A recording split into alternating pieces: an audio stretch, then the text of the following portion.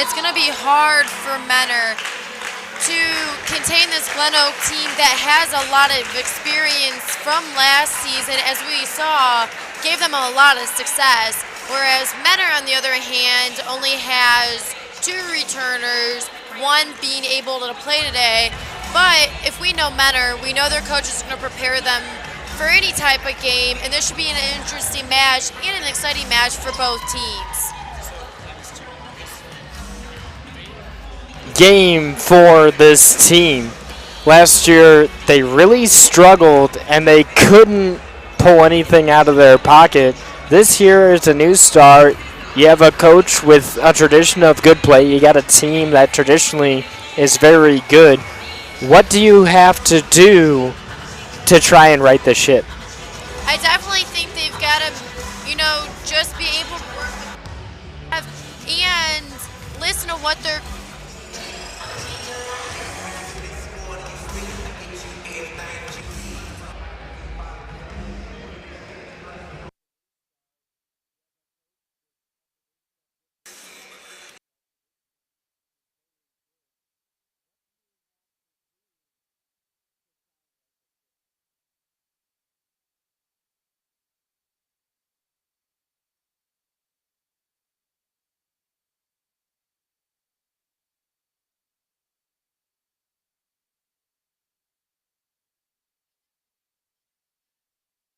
is coming from and listen to what he or she is telling them.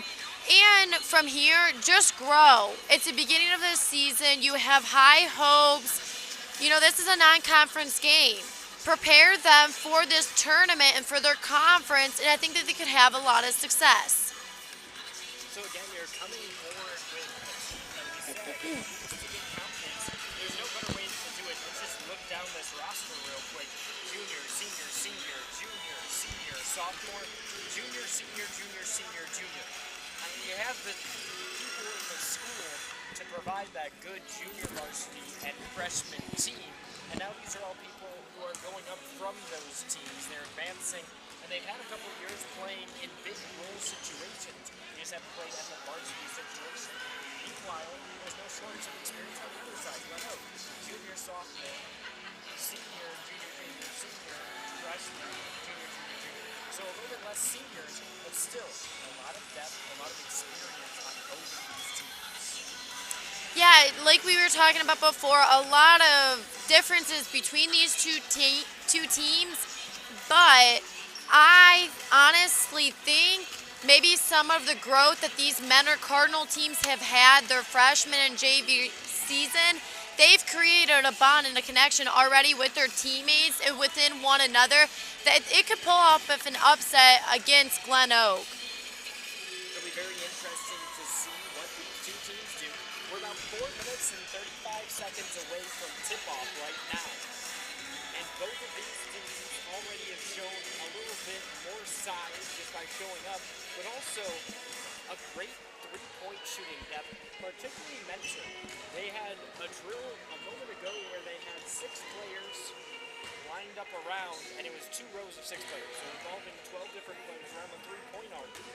And they were making 50-60% of those shots. Now, I know those don't hold up in game situations, but you certainly can't say that that would be bad to have going on in a game.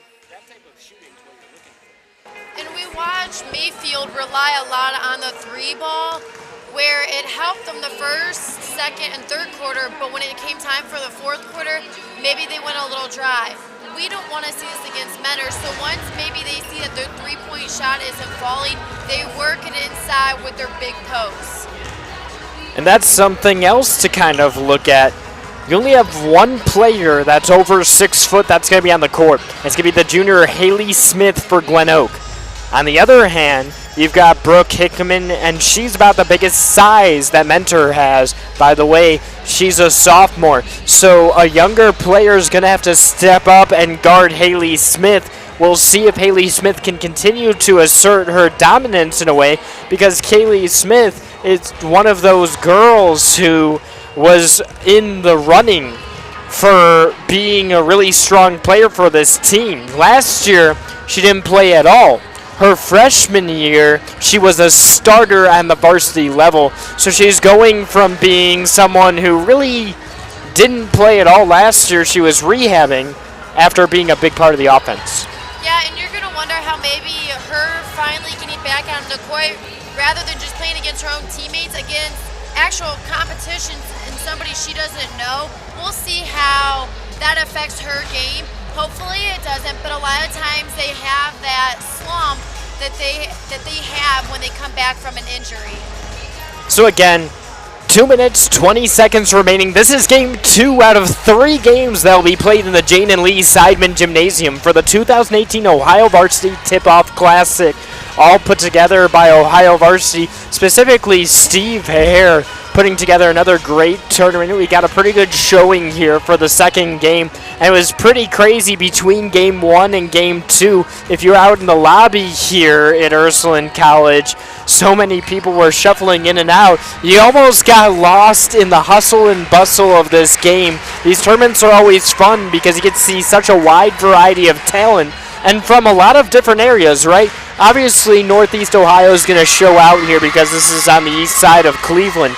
But you're getting Canton, which is about an hour south, Steubenville, who are now going to drive 2 hours back home in southeastern Ohio. And then you get Mentor, who's literally right on the lake, And in game 1, you had Mayfield, which is about a 5-minute drive from here.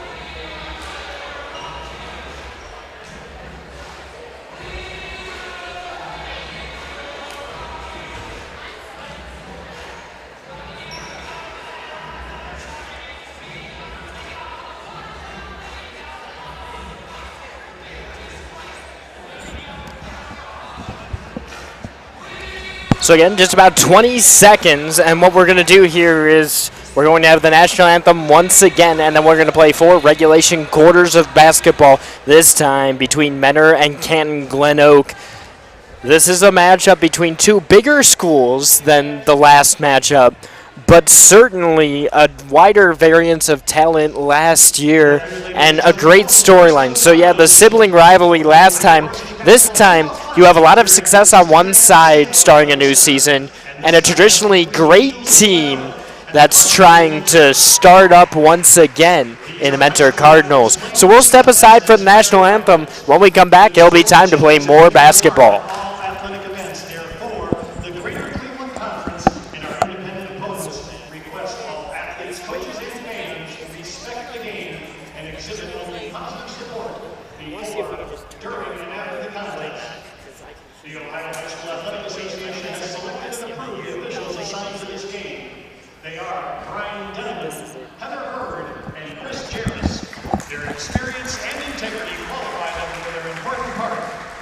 Friendly contest. And now, to honor America and in respect for all the brave men and women of our armed forces who have served or are currently serving our country to defend our freedoms, please rise for the playing of our national anthem.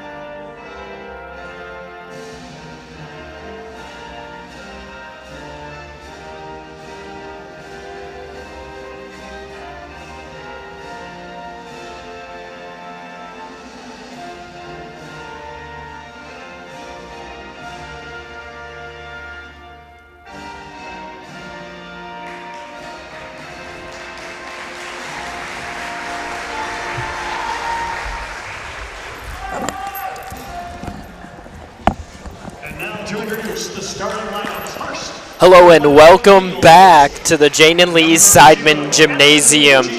Right now, the Mentor Cardinals are about to play against the Canton GlenOak Eagles, and they're announcing their starting lineups. Let's take a listen. Number 12, Anaya Hall. Number 21, Mackenzie Green. And rounding out the Eagles starting lineup, number 44, Haley Smith. The Eagles are coached by Paul Wackerly, assisted by Brett Rackley, Kurt Schaefer, and Larry Miser. And now, for the Mentor Cardinals, number 2, Carolyn Keary. Number 5, Caitlin Nedich. Number 20, Allison Sweater. Number 24, Brooke Hickman. And finally, for the Cardinal Mentor Cardinals, number 30, Cassie Sellers. Mentor is coached by James Rashowski, along with Bill Butterfield, Jen Butterfield, Brad Jarrett, and Courtney Schuster. Ladies, play with pride. The court is now yours. All right, it's time to start off here between Mentor and Canton GlenOak. Mentor throwing out Unitech as a starter, and you're also going to see Wokley as a starter. Remember, this entire offense is going to run out of Carolyn Wokley. You're going to have to look out for her if you're Canton GlenOak, because last year she was really the only returning starter. Yeah, and maybe with that too, she's going to have a little bit more pressure on herself from her coach, from her teammates, from her everyone here for Mentor. But as a junior, she can now carry that load. Maybe as a sophomore and a freshman, she couldn't. What's going to be really important for this team to do is to defensively match up against all the different scorers that you're going to see. So we're going to start with jump ball. It's Anaya Hall. And she gets the win. Canton GlenOak will bring it up first. Brings it to the corner. It's back on out to Addison Mucci. Mucci gives it off to... And Unitech will bring it up. Pass it to the corner. This is a long two, and it misses off the rim. That's rebounded by Abdullah, who's coming up the court. Unitech sets, and the layup is short. Rebound goes the way of Wokley. Mentor calls timeout, and I think what they want to talk about is offensive execution. Remember, the only points they have are a quick rebound. And that's what we were talking about earlier. In order for Mentor to get this win, they've got to be able and be willing to not always put the ball on the floor and dribble right away, but maybe find their open man. Okay, hold it again for a couple seconds, and if they have a shot, great, take the open shot. But if not, continue to pass it along the wing. In high school basketball, you don't have a shot clock. Use it to your advantage. Exactly, and especially with what you're doing on the offensive end, when you're getting full court pressed, you know there are a couple of ways to beat the full court press. First, you always want to find the middle of the court to give yourself more options. Once you get to an end, you have a really good chance of getting trapped, and that ends up causing a lot of stress on one player in specifically, but it also takes them out of the next defensive possession. So that hurts you on the offensive end and could allow quick transition points. The other thing you have to do is quick passing. It's just like beating the zone. If you want to beat the zone, you can't have the ball on the court that much. You just keep getting rid of the ball, and eventually you'll be in good hands. So Mentor will inbound here once again, and they really need to score to stay in this game. It all starts with Unitech, and she's going to call out Mucci. Look, it's a man-to-man situation here. They called off the press. So Unitech will try and get around Mucci, and she gets a screen. Now the pick and roll ends up going to the corner. Long three, and that one's overshot. That one coming from Swider. Again, just the difference right now with GlenOak and Mentor, when they have this fast break opportunity, GlenOak is looking to find their teammates, where maybe Mentor is looking for more of a one-on-three, trying to be the superhero when it's not coming in their favor. Haley Smith, the biggest player on the court right now, a junior, 6'1". She's not the person who got picked to have the jump ball, but you have three people over 6 feet tall on this Canton GlenOak team. Smith will now take a couple shots from the free throw line.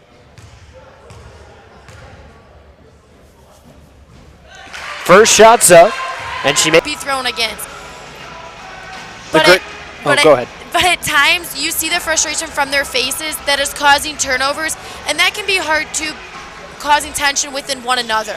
the Greater Cleveland Conference, certainly a competitive conference, and what makes that difficult for Mentor is what's going to happen is they don't get a break. You do play a tough game in this one, and maybe you can shirk it off and say, okay, well, yep, that was a tough game. We lost one game at the start of the year. As Coach Lumen said, there are 21 other games. Got to keep going on. You got to keep playing. Well, you don't get an easy game when you're in the Greater Cleveland Conference. There are a lot of big schools, and there are a lot of talented basketball schools. It's going to make it hard to win a lot of games. Last year, the mark was 4-10 for Mentor. This year, they got to at least improve on that if they want to get any type of stagnation, particularly out of this junior crowd. I know I keep talking about how old this team is. They may not be veterans, right? They only have 2 returning starters, but they are an older team. Most older teams tend to perform a lot better under pressure.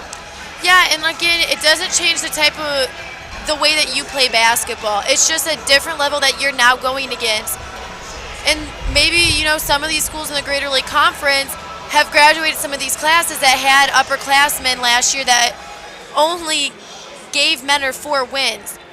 But with many of this junior class being able to play together, that is going to create so much potential for them, not just this year, but next year's seniors as well. 6 juniors on a 12-person roster. It doesn't get much better than that. And remember, it's only because it's being followed up by 5 seniors. 5 seniors, 6 juniors, 1 sophomore. That's what composes this 12-person roster. Not even a freshman in the mix, right? 1 freshman out of 24 players that will be on the court at some point today is certainly a turn in effect from the last game we saw, because we saw a number of underclassmen, and we actually saw 3 freshmen on the court in the last game. So, again, more people getting involved in the program allows you to have strong freshman programs, strong JV programs, and that eventually leads to a strong varsity program, because as a freshman, if you're playing varsity, odds are you're playing 10 minutes max in a game. And remember, you're playing 4 8-minute quarters, so you got 32 minutes to play out of. Whereas if you're on that freshman roster, look at what's happening now. Hey, I can play 30 minutes of that 32 minutes and get that valuable experience where someone can be watching me and say, hey, I just noticed your tendency is to dribble to the right all the time, and people are picking up on that. They're trapping you a lot. You need to try and focus that tendency to dribble to the left. I know you're cutting across the key, but it's going to open up a lot more opportunities in the future. That's something you can't do if you're a freshman sitting on a varsity roster. With that being said, no matter what the outcome is here for Mentor, they get a win, that's great. They take the loss, that's okay too. It's a learning experience for them. And they can hear a lot from these coaches that have been here for a while now. We see, again, growth. That's all a coach really wants to see, is his team grow from this. Again, you lose by 10 points. That's a win for you in your season. It, again, sparks what this season is going to be about. But if you continue at the pace that Mentor has with unforced turnovers, that they're throwing the ball away, where they're missing free throws, where that's the only type of offense that they've been having, that they've been able to create, it could be a long season for Mentor. One could argue that you saw some growth quarter to quarter as well. In the first quarter, Mentor scored 2 points. That's not an error. 2 points. In the second quarter, they scored 13. There's a big variance there, and I understand that when you're only scoring 2 points, there are a lot of shots that rim out, there are a lot of mistakes and stuff. In this case, they only got 4 or 5 shots up in the entire first quarter. That's an 8-minute quarter, and I understand there's not a shot clock, but not too many teams abuse that, and Canton GlenOak certainly was not abusing that. They were taking a lot of quick shots, and they were very successful getting inside quickly.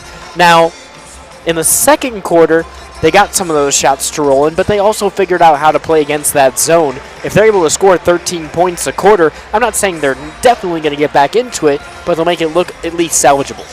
And it gives them confidence, too, as players. Again, we want to talk about setting the tone for the season, with this being the season opener.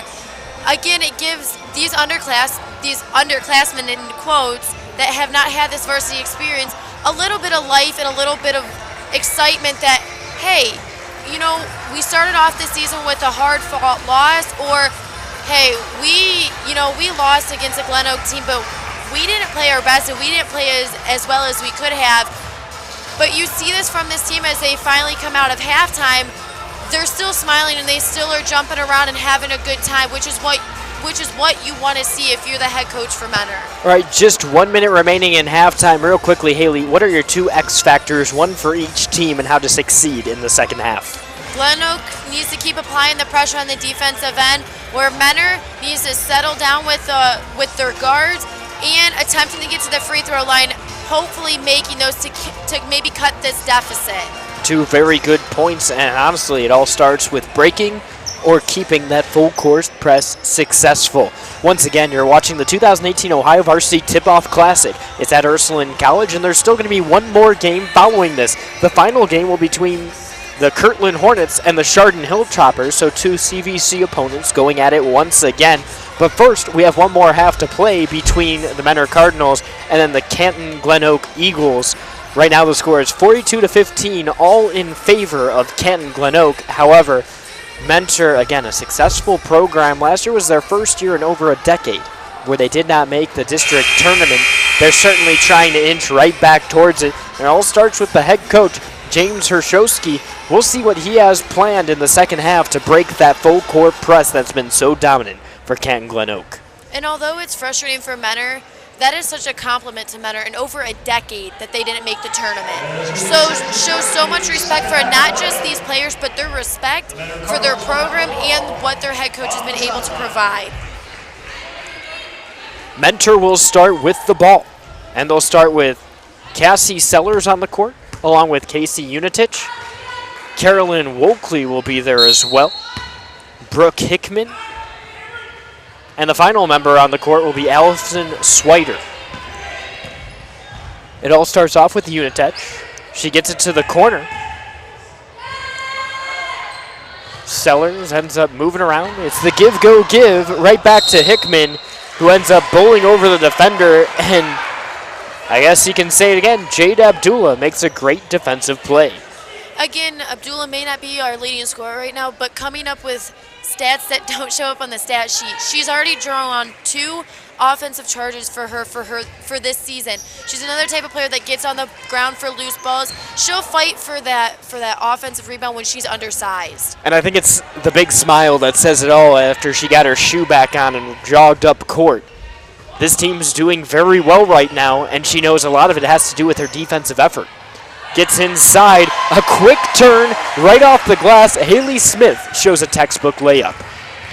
Haley Smith does a great job of showing her fundamentals, never puts the ball on the ground to where Menor's defense can swarm around her, keeps the ball high, spins away from the defender, and creates a great shot for herself. Wokley got it to Hickman. Hickman not able to convert on the three-point attempt. So now GlenOak's coming in. Kashner gets it over to Smith once again, gets it to the corner to Abdullah. Abdullah crosses it, and it's over the head of Mucci. She wasn't able to reel it in, and now Menor will have the ball. A little bit of a different take there. In this case, Menor has an unforced error against Canton GlenOak. Again, we see that full court pressure from GlenOak's defense has been creating such frustration and such tension for Menor. Wokley gets it over towards the corner. Swider is spinning, gets inside, but it's another foul that's drawn by Canton GlenOak. Or excuse me, no, it's called a blocking foul.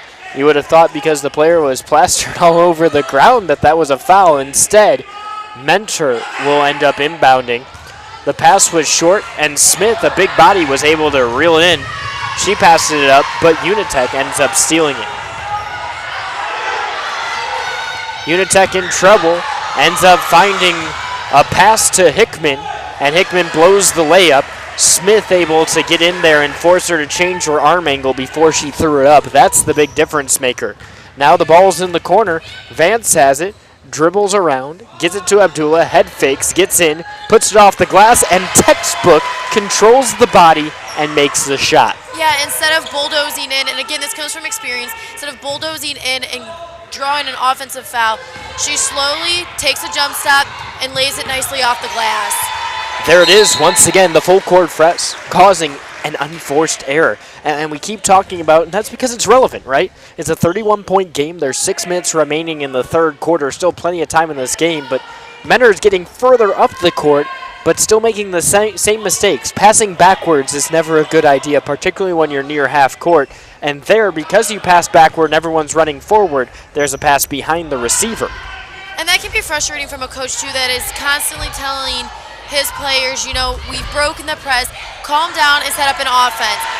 A second half adjustment that Menor still has not been able to correct. There were 2 offensive rebounds right there, and it ends up getting Smith the ball. And what does Smith do? Puts in an easy layup. After that, the full court press causes a turnover, and Kashner makes one. So 10 seconds go by, 4 points get scored, and don't look at the scoreboard now if you're a Cardinal fan, but it's 50-15 with 5 minutes and 32 seconds left in this quarter, let alone the additional 8 minutes. So we're looking at 13 minutes, 32 seconds left of play. What can you salvage as a positivity if you're a Menor fan? I think right now you shut the scoreboard off mentally, and you say, it's 0-0, let's try and win this game. Because 35 points when you've scored 15 in over a half of play seems a little bit too much to overcome. And not only thinking of winning this game, win this quarter. May not have to be on the stat sheet point-wise. Win this quarter maybe in offensive rebounding. Win this quarter and maybe 50-50 balls or the number of turnovers that your team creates. Again, if you're Menor, settle down. Settle down the offense. Take your time. Look for your teammates up the court. Menor's posts are doing a great job running up the sideline. Menor guards, on the other hand, doing well, just having a tendency of putting the ball on the ground before looking for their teammate. So when Sellers Unitech back to Sellers, foul is drawn by Sellers because diving in was Cameron Vance. She ended up poking the ball, but also getting quite a bit of the arm. Mentor will inbound again. It's Sellers. Set piece coming in, looking for someone, and ends up finding a man in Allison Swider. Swider crosses it. Sellers has it. Or Hickman, excuse me. Now it's a bounce pass to Sellers, who puts it up, misses. Smith gets it right over in her wheelhouse. Now she's bringing the ball up the court. Sellers applying defense and pokes it out. It last went off of Smith. So Menor will have the ball, and now they have to find out this full court press. They've struggled with it all day. We'll see if now they can make a difference. Unitech ends up giving the ball away. Now it's a 3-on-2. Abdullah power dribbles, puts it off the glass, and there it is, 52-15. Abdullah has been so good in this entire game, and it's all been brought about by good defense or offensive rebounding. Yeah, that time on that possession, she did a great job of bodying up her defender. She creates a shot for herself and feels comfortable taking that shot by bodying down her defender and being able to power dribble with the right hand. Abdullah has the ball once again, sizing up her defender. Crosses it, a long 3, airballed by Sophia Kashner. So maybe not a great shot selection. However, when you're up 37 points, you can have a couple of those shots. First, a long, unadvised pass across the court. But then you have a little bit of time. Why not shoot it up? And I think at this point, it's all about having fun. You're going to start seeing a lot of those younger players starting to play for Canton GlenOak. And at this point, you're just trying to get something established. And this time around, again, it results in a turnover for Menor. But that time around, we see three guards being able and being present for their point guard. Just some defensive miscommunication right there, though. And now it's 54-15 after that made layup. Menor again still trying to figure everything out. Unitech has the ball. Passes it up. It's received by Swider. Bounce pass up and in for Hickman.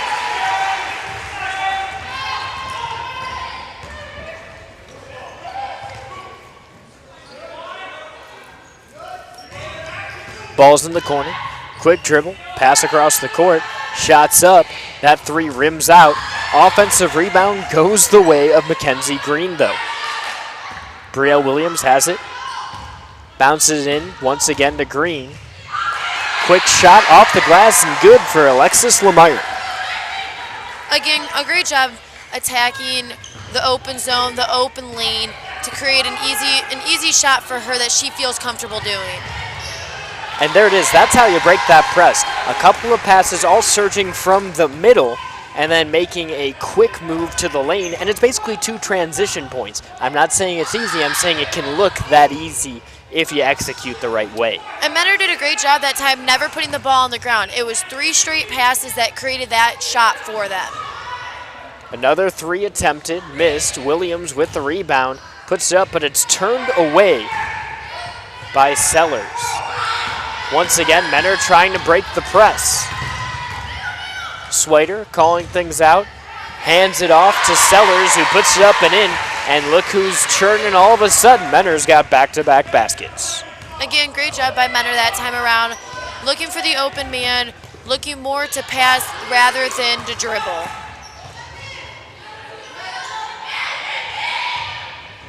Hall passes across the court just into the grasp of Lemire. It's underneath, Hall spins, loses it between her legs, but catches it, throws it, and that ends up going right into the arms of a Mentor Cardinal. A good job that time there, pulling the ball out, realizing that it was a 1-on-3, results in an open shot for her teammate. A 3 for Sellers, and between Sellers and Hickman, this Menor offense is heating up all of a sudden. Again, we talked a little bit about, in the beginning of this third quarter, when Menor called a timeout to win this specific quarter. You don't have to win the game. Win this specific quarter in a category that you guys determined at halftime that you wanted to improve on. A good box out, but it's not able to turn away for another possession for this GlenOak team. Hall ended up having the box out, had the ball, but ends up throwing it out of bounds. So now, Wolkley is going to have the ball. Sizes up her defender Williams and gets called for the travel, shuffling the shoes and trying to do a little bit too much. She didn't know if she wanted to pass the ball or keep dribbling, didn't make a decision, and because of that, lost the ball. Again, that comes from the applied pressure from GlenOak's defense that have been pressuring the guards all night. Williams bringing it back up once again. She's beyond the arc, bounces it. A 3's attempted, and swish! Nothing but net for Lemire. She gets another 3, and the Eagles are about to cross the 60 plateau. Hickman has it in the corner, sizing up her defender, spins, puts the ball up, off the glass, misses, rebound goes the way of Hall. Hall gets it to Williams. Williams will bring it up. Mentor shuffling back on defense. 1 minute and 5 seconds remaining here in the third quarter. It's intercepted by Menor. Menor dribbling down and loses the ball out of bounds. Again, just trying to do a little bit too much. You don't have to go coast to coast. There, if you're outnumbered, there were 3 defenders to the 1 offensive Menor player. Pull back, let your offense develop. If you're in a half-court set against this defensive matchup, they're really not looking for a half-court defense. They're more used to that full-court defense. You have the advantage. Yeah, and we mentioned that a couple times. Again, going 1-on-4, 1-on-3, pull it out, find your teammate, and set up your offense. Good drive to the basket, and it forces contact. Because of that, a member of GlenOak will end up at the line. That's Alexis Lemire, who's recently gotten a lot more opportunities with the ball because a lot of the main starters are now resting on the bench. Yeah, we see a couple freshmen out there right now for GlenOak.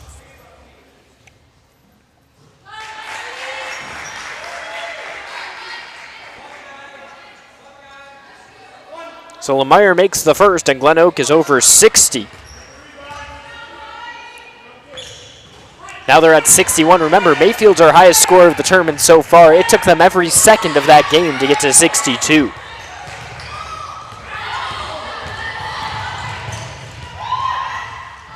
Little runner doesn't fall. Rebound goes the way of GlenOak. Bounce pass to Hall in the post, off the glass, and good. The score is 63-24, and the Eagles are now the highest scorer of this tournament. And quite frankly, if they keep playing the way they're playing defensively, I don't think the last set of teams are going to be able to catch them. No, and Hall did a great job on that last possession. They're squaring up, taking a drop step to square up to the hoop. Again, an experienced post player that is going to get a lot of minutes here in her sophomore season. 11.7 seconds remaining in the third quarter. 63-24 the score. Eagles lead over the Cardinals. Inbound pass, long shot for Wolkley. Can't get it to fall. Rebound goes to GlenOak. Shot blocked by Wolkley.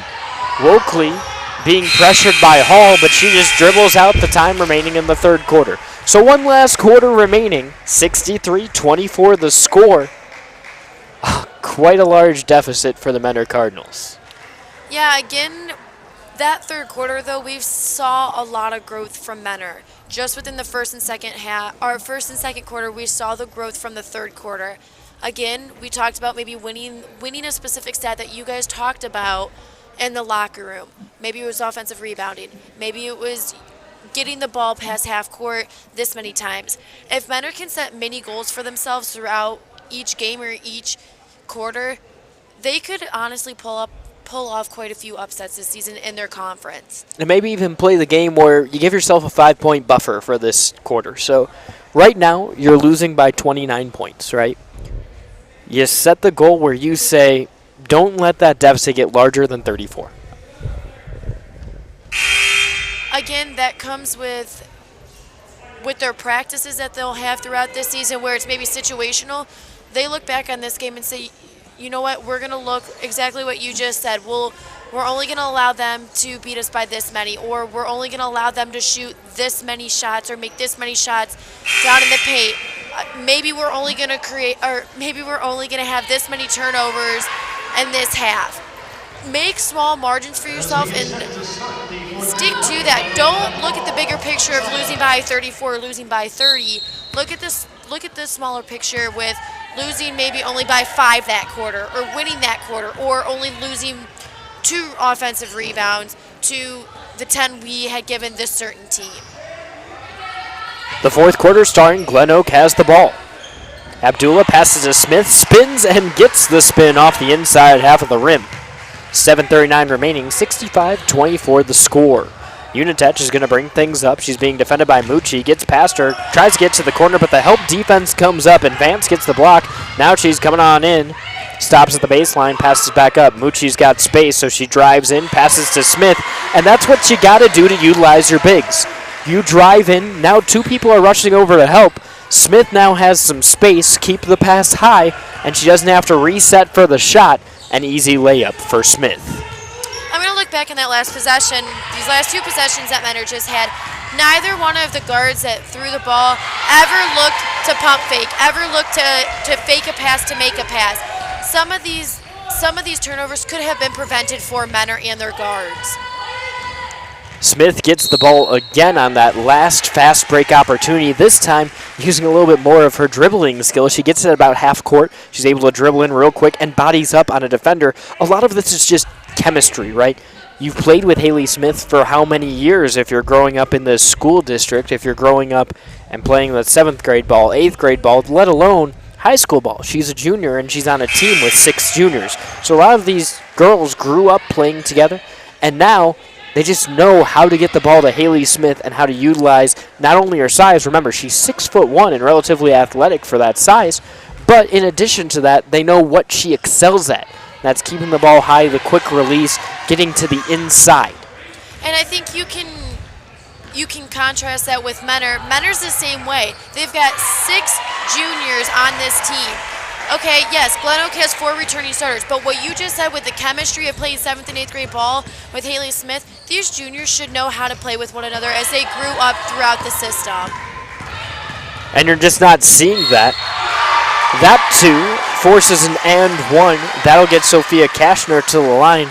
Those are the first 2 points scored not by Haley Smith out of the last 10 points. An opportunity for it to become a 3rd point. And now the deficit is nearing 50. It's 73-26.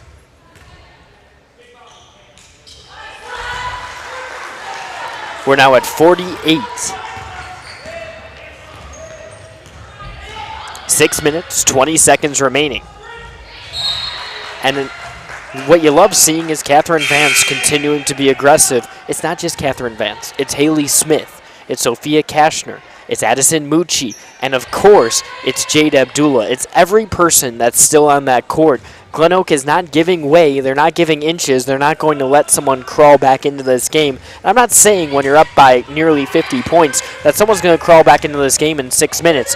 But that next team might crawl into the game because you're used to playing lackluster.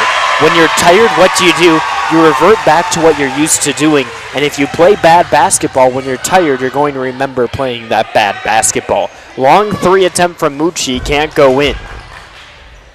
Abdullah hits the deck, though, and this is what we're talking about. This is that type of hustle those extra possessions. And yes, this does go to Mentor off the jump ball because the possession arrow was pointing their direction. But the next time there's a jump ball or a contested ball, it's going to go the way of GlenOak. Why? Because Abdullah was a little bit more aggressive. And if this is a 2-point game, that means so much.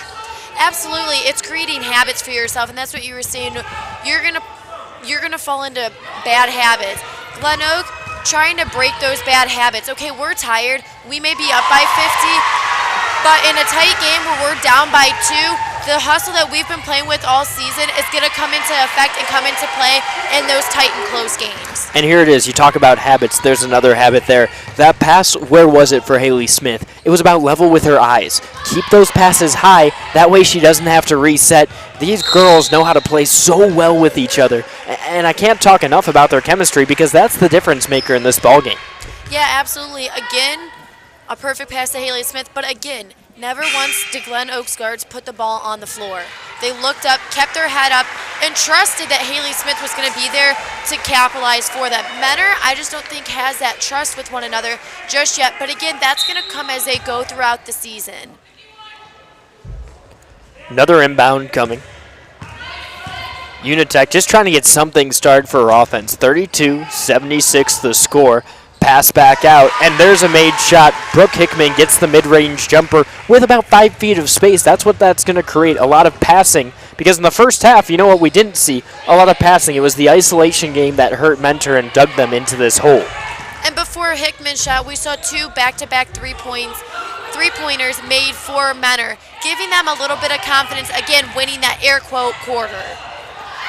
And now again, you're seeing Menor's just a little bit too slow to the ball, and that's why the Eagles are getting there. And that might not be a detriment to Menor. That might just be a huge positive that GlenOak has. They're so fast to the ball, and you can tell every single girl on this floor has probably had to earn her way to a varsity spot, not through natural talent or skill, although there's plenty of that on there, but through hard work and the ability to just continue grinding throughout games. There's 4 minutes and 35 seconds remaining in this game.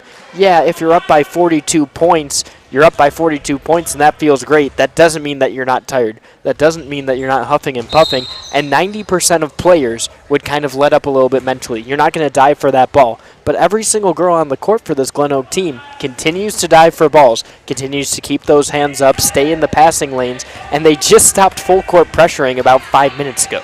Again, that comes from great coaching. Not saying anything different about Menor, but again, it's talking about the passion that this team may have this year and wanting to hold that standard that GlenOak had last year, knowing that they're going to have targets on their back throughout not just their conference, but in general. And there's another foul that's drawn by GlenOak there, and it all comes from Menor being aggressive here, which is just a little bit too little, a little bit too late, right? You're starting to be aggressive now. You're starting to force your way into those lanes, contest those rebounds. But when you're down by 42, another foul just looks like, oh, man, it's the last straw on the camel's back. Oh, man, the iceberg has finally tipped over, right? In this case, it looks like it's too much, but this is the effort you needed earlier in the game. Absolutely. Right here for GlenOak, we see 3 offensive rebounds. Although they didn't get the shot that they wanted, it still provides a lot of good positivity coming from GlenOak's team. Timeout called real quick. That was after an attempted charge from Hickman. She was down on the court a little bit, but she got right back up. She seems to be absolutely fine. And now it gives Menor a chance to talk things over. Again, just under 4 minutes remaining in this one.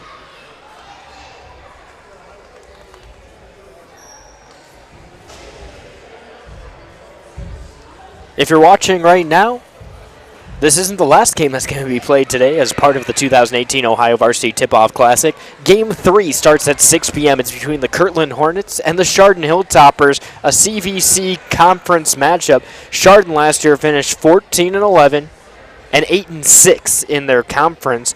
Meanwhile, you had Kirtland finish a remarkable 23-1, and they have 3 returning starters, but there is a big void that they're missing. It's one of the 2 Snyders. Lauren Snyder is returning, but she's missing her older sister, who was an incredible scorer for this Kirtland offense. Yeah, absolutely. And I had a great chance of playing against Sydney Snyder too as I went to Cardinal. Definitely a great player that they're gonna miss. But knowing head coach Bob Bell, he's going to prepare his kids and his athletes for another successful season, another successful run in the tournament like he always does. Mentor will be bringing the ball up again. 3 minutes, 50 seconds left in this contest. Unitech keeps the ball above her head, bounces it. Patchinger trying to make something happen, but she trips over the ball, so she'll have to pass it out. Eventually finds her way back to the ball at the wing, but her pass is errant, and it's received by GlenOak. They have an open player down the court, Shots up and in. A lot of JV players are playing for GlenOak right now, so we don't have the names to go along with a lot of the numbers, including the girl who just made that shot. Again, a great job. She takes a pump fake, draws a defender. Here she does get the and one, and now she's at the free throw line. GlenOak going for the chance to have 80 points. They make the first. Now they're at 79. They still have a little over 3 minutes to work with here. Again, now, Mentor's mentality should be to win these next 3 minutes. Don't worry about the overall score. Win these next 3 minutes. Be proud of who you are and take pride in playing this game right now to win these next 3 minutes. And like you said, pride has a lot to do with it. As a team, you can't allow another team to just continue to dump points upon you. At some point, you have to make that stand, and you have to say enough is enough. These last 3 minutes would be a good chance to show your fortitude as a team. Yeah, and absolutely. Maybe show a little bit of this chemistry that we've been hoping to see from this junior class. Good pass to the inside, but Hall immediately turns it right back away, and you can hear her talking now. She's proud of that play. Excellent defensive sniff out right there. Pattinger had gotten an open lane, and it seemed like she had an easy chance at a layup, but Hall came out of nowhere, sliding in with help defense, and then got the block. Although Mentor didn't get that score, a great offensive possession for them as they have finally settled down a little bit, and with GlenOak taking the pressure off of their defense. But again, it was a good possession by Mentor, not the outcome that they wanted, but it still gives them a little bit of chemistry and a little bit of hope of what they could see later on this season. Pass back out to Hall, off the glass and in. 2 minutes and 20 seconds remaining, and that 80 plateau has been broken for the first time in this tournament. 81-36 is the score. 2 minutes, 10 seconds remaining at the Jane and Lee Seidman Gymnasium between the Mentor Cardinals and then the Canton GlenOak Eagles. Another chance at the line for 2 shots. And that's Carolyn Wokley. Wokley is a junior guard. Last year averaged 8.2 points, 2.4 boards, and 2 assists per game. She was an honorable mention all Greater Cleveland Conference player for the Cardinals. And again, she's really the only returning starter that's going to be coming back for this Mentor Cardinals team from last year. You talk about how many veterans are on this Mentor team. Because of the system that Mentor has, that's the case every single year. The upside to it is you constantly have a lot of experience on your team. The downside is that high turnover rate makes it a little bit more difficult to consistently put out winners. I think Mentor has to be willing to play with the next man up. Again, a great coach that does this is Bob Bell from Kirtland. Does a great job. He graduates a star, but he creates a star in the next season. He works with what he has, and I'm excited to see that what Mentor head coach can do with maybe Carolyn Wolchek or some of these other juniors that he has that is very laden on his team. Well, that's the case with Sydney Snyder from last year, right? This Kirtland team, I guarantee you, they may not go 23-1 this year, but I guarantee you they're going to be in the running for a 20-win season because I feel like that's the case every single year for the Kirtland Hornets. Again, it's the next man up. One man goes, one man falls, gets injured, whatever happens, you have to be willing to create that loss for not just your team, but for your coach as well. So here's Hall, passes to the corner, long jumper, missed. Hall gets her own rebound, puts it back up and misses. So Hall passes it right on out, stays active, gets into the lane, and then gets the rebound. Because of that, now she's at the free throw line. You just can't talk enough about all the little fundamental things that Canton GlenOak is doing correctly. And that's what a game of basketball is the little fundamentals. We talked a little bit in that first game of, again, not putting the ball on the ground, trying to pass up ahead. Hall does a great job here. She stays active, like you said, in the lane and gets her own rebound, and that's what she does. She stays active, much like Haley Smith does, too, on the offense. Haley Smith undoubtedly won't be playing anymore in this game. You got to protect some of the best talent on your team. A junior center, 6'1", has scored in bunches tonight. She was certainly fun to watch. Missed shot from Menor. A chance at an offensive rebound goes awry. Pass up the court. GlenOak has a 2-on-1. Easy layup with the left hand, and that makes the score 83-37. Just under 90 ticks remaining in this one. And just kind of look for that clock to keep running for the end of this. There's not much more either team can accomplish. But what we have seen is a lot of firepower from Canton GlenOak. Menor does have some things that they can work on, but remember, half one they scored 12 or 13 points. They're already well over that in the second half. In the first quarter, they only scored 2 points. They've scored much more than 8 points in this game. So they did grow throughout the game, and hopefully they'll have an easier contest to grow from and maybe play in a closer game, because I think this Canton GlenOak team is for real. Last year they were 17-8. I think this year they're going to be better. Yeah, absolutely. For Menor, don't take it as frustration. Grow from it and take this opportunity. It doesn't count towards your conference. It doesn't count towards a tournament. It's only going to make your team and you better when it comes time, when you play those tougher conferences, when you play that tougher non-conference schedule. And that's what I definitely think Menor is looking to do here after this last minute. Menor sending out some young talent that they haven't yet today. So Halloran coming out for the first time. A couple of players who aren't on the roster. That's number 32 and number 21. But both of them making first appearances in this game. 83-39. Trap defense all starred by Swider. Pass inside, layup missed, rebound goes the way of Hickman. Another good offensive possession there for GlenOak, just couldn't capitalize. Hickman brings it up, passes, controlled at the point, looking for help, and I don't think head coach James Hershowski is going to be able to do much with that. I'm sure he'd like to shoot it up right now, but instead he'll hand it to the referee. Again, though, pressure being applied there from Brielle Williams, a freshman getting a lot of minutes here in this contest. Those are going to show up in the stat line for when her coach wants to play her a little bit more. And look at how the two different teams conduct themselves right now on the sidelines. When you look at GlenOak, they're all screaming, they're yelling, they're getting involved. They're saying, hey, look backside, hey, look in the lane, look here, look there. Meanwhile, the body chemistry from the Menor Cardinals bench just shows they're defeated, and that's what the final score says as well. 85-39, a tough pill to swallow for the Cardinals to start the 2018-2019 season. Again, for GlenOak, just continue to play off that type of energy that you provided against this Menor team. Frustrated the guards, frustrated the post to where they did not have good team chemistry, and even we saw it on the bench. Kind of frustrated with themselves.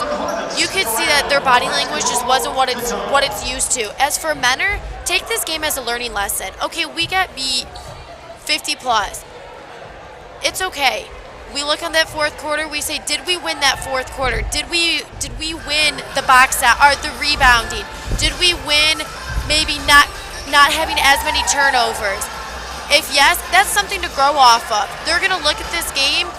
Yes, it's frustrating, but they're also going to look at it as a learning opportunity. A learning opportunity to maybe not always put the ball on the ground before looking for their teammates. An opportunity to rebound when needed to be, to not get frustrated with one another. And I think if they pull together, this could be a good season and an upsetting season for the Menor Cardinals. So we'll see if Menor is able to officially win a couple of those bigger battles in the next game, but we'll have to keep up with the next game for that. Speaking of next game, Game 3 is coming up in about 35 minutes. That's between the Kirtland Hornets and the Chardon Hilltoppers. A real big matchup between a 23-1 Hornets team and a 14-11 Hilltoppers team. Both teams very good. Both teams returning 3 starters. We'll see what Bob Bell and Colin Harris have planned for that game. And again, we'll return with coverage in about 15 to 20 minutes. For Haley Adams, I've been John Kosis. Thanks for listening to the latest Ohio Varsity Tip-Off Classic game.